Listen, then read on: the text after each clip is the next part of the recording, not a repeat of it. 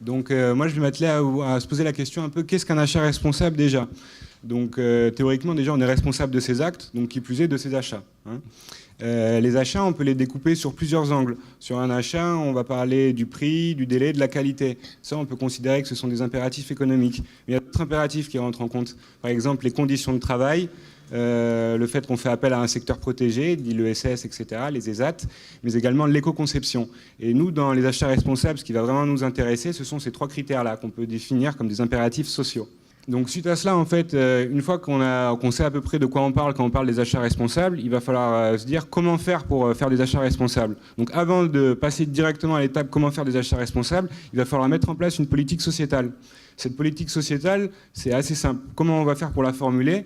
Tout d'abord, déjà, on va identifier le public concerné. Le public concerné, c'est généralement les parties prenantes, mais ça peut être très bien les investisseurs, les législateurs, mais également, ce qu'on va prendre en compte pour la formulation dans notre politique sociétale, ce sont les impacts. L'impact de l'entreprise, qu'est-ce qu'elle a comme impact sur son environnement. Suite à cela, on va formuler notre politique sociétale, et notre politique sociétale va nous servir à formuler une politique d'achat. Et une fois qu'on a notre politique d'achat formulée, eh bien on va pouvoir sélectionner des fournisseurs.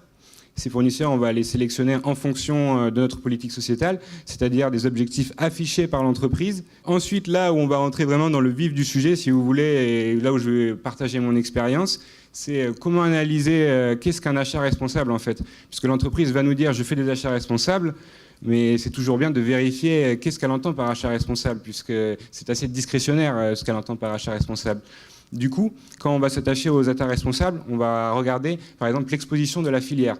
C'est-à-dire l'entreprise, elle va voir est-ce qu'elle est exposée à tel ou tel risque. Et exposition, ça peut être la violation des droits sociaux, etc. Donc généralement, aujourd'hui, on a bien compris tout ce qui est travail des enfants, travail forcé, etc., ça on respecte bien. Mais par exemple, du point de vue de la liberté syndicale, on a encore des progressions à faire là-dessus. Ensuite, une fois qu'on a identifié les risques, on va mettre en place des dispositifs de contrôle. Ces dispositifs de contrôle sont très importants puisque c'est encore à la discrétion de l'entreprise. C'est-à-dire qu'entre un contrôle inopiné et une autodéclaration, il y a un monde. Donc c'est à vous de faire attention, aussi bien entrepreneurs, salariés qu'investisseurs. Une fois qu'on a identifié que par exemple certains de nos fournisseurs avaient des soucis, c'est-à-dire, par exemple, faisaient travailler des enfants, ça arrive, j'ai vu des grandes boîtes où ils se sont aperçus que voilà, certains de leurs fournisseurs faisaient travailler des enfants. L'objectif, c'est pas de raisonner de façon juridique, entre guillemets, puisque la RSE, on peut l'avoir d'un point de vue juridique comme une gestion du risque.